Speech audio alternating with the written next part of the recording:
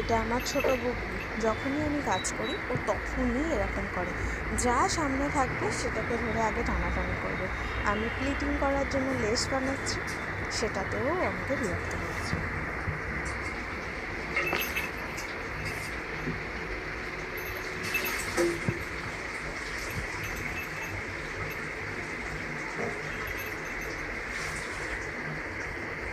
আচ্ছা গুবলু, তুই যদি এটা না ছাড়বি তাহলে আমি কাজটা কি করে করব?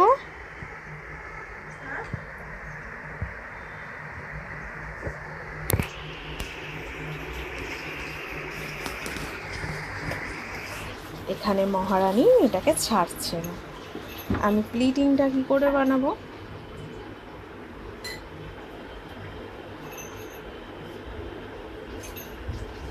ছাড় রে।